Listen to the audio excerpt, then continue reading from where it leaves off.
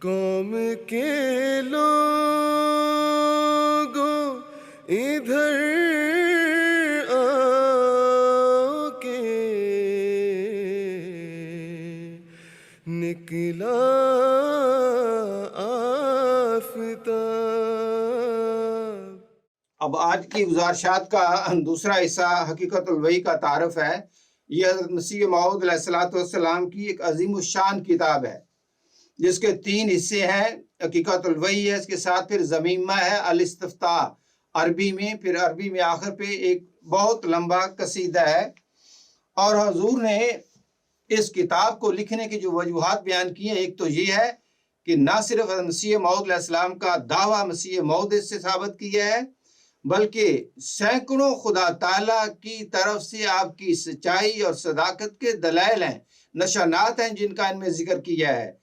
اور پھر حضور نے اس کتاب کی اہمیت کی روح سے کہ یہ کتاب کس قدر پڑھنی ہے 3 دفعہ قسم دی ہے، کہ ایک دفعہ فرمایا تمہیں قسم ہے کہ اس کو پڑھو، پھر فرمایا تمہیں دوسری دفعہ قسم ہے کہ اس کو پڑھو، پھر فرمایا تیسری دفعہ یہ میں قسم دیتا ہوں کہ اس کو پڑھو۔ اور عجیب بات ہے کہ اللہ تعالیٰ کا اس میں یہ بھی ایک عام اللہ تعالیٰ کا جو خاص سلوک ہے عام طور پہ اپنے انبیاء سے ہوتا ہے، وہ نظر آتا ہے کہ مسیح علیہ السلام نے اپنے مخالف جو علماء تھے انجام آتم میں، وہ 64 تھے، 64، ان کو جو ہے وہ موبائلہ کا چیلنج دیا کہ میرے مقابل پہ ان کے نام لکھیں باقاعدہ۔ اب یہ 11ویں جلد میں اس کا اپنے چیلنج دیا ہوا ہے۔ حقیقت الوحی لکھنے کے وقت اللہ تعالیٰ کا کرنا ایسا ہوا کہ ان میں سے صرف جو ہے وہ 20 زندہ بچے، باقی سب جو ہے وہ اس موبائلے کی نتیجے میں ہلاک خدا تعالیٰ نے کر دیا۔ جو بچے وہ بھی ذلیل و خوار ہونے کی حالت میں بچے۔ اور اس کے علاوہ جو غیر مسلم تھے، لیک رام تھا، جان الیگزینڈر ڈوئی تھا، عبداللہ آتم وغیرہ، اس کے علاوہ اور کتنے جو غیر مسلم تھے جو آپ کے مقابل پہ آئے اور خدا تعالیٰ نے ان کو مٹا دیا۔ اب عجیب بات ہے، حضور فرماتے ہیں، اور جسے کہتے ہیں نا روح اش کر اٹھتی ہے کہ عجیب الفاظ ہیں۔ فرمایا دیکھو یہ 64 تھے جو مسلمانوں میں تھے، اس کے علاوہ غیر کتنے تھے۔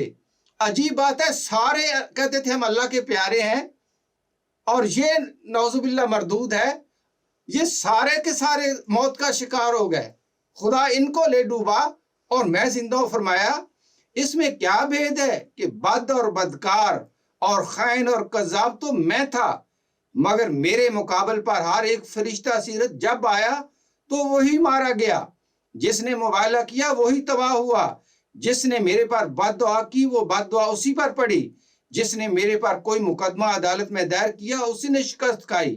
پس برائے خدا سوچو کہ یہ الٹا اثر کیوں ظاہر ہوا، کیوں میرے مقابل پر نیک مارے گئے اور ہر ایک مقابلہ میں خدا نے مجھے بچا لیا، کیا اس سے میری کرامت ثابت نہیں ہوتی؟ تو یہ کتاب پڑھ کے انسان کا جو ایمان ہے وہ جیسے کہتے ہیں آسمان پہ پہنچ جاتا ہے، بہت بلند ہو جاتا ہے، اور کوئی اس میں شک کی گنجائش نہیں رہتی صداقت مسیح علیہ السلام یا جماعت کی صداقت کے بارے میں۔ تو اس لیے اب یہ عشرہ تربیت چل رہا ہے، آج دوسرا تیسرا دن ہے اس کا، تو گھر میں ان کتابوں کا ذکر کریں، ان کو پڑھیں بچوں سے۔ اگر بڑوں کو پڑھنا نہیں آتا، نہیں پڑھے ہوئے تو بچوں کو پڑھنا آتا ہے، ان کو کہا 2-3 صفحے میں پڑھ کے سنا دو، اس طرح پورا گھر برکت سے بھر جائے گا۔ آپ اس پانی کو پیئیں گے جو آپ کو اور آپ کی اولادوں کو زندگی عطا کرے گا۔ اللہ تعالیٰ ہمیں اپنے فضل سے اس کی توفیق عطا کرے۔